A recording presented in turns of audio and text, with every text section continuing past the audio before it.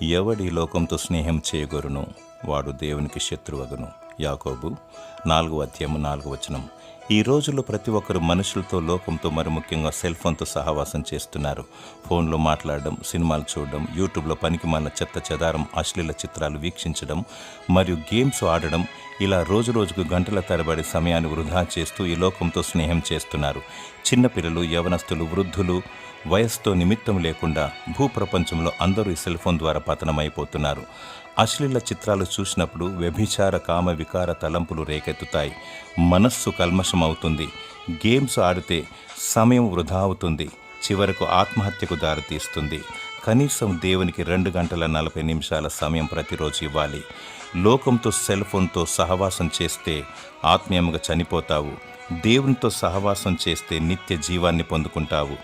దేవుడు తన సహవాసమును అనుగ్రహించి నిన్ను బ్రతికించునుగాక. ఆమెన్.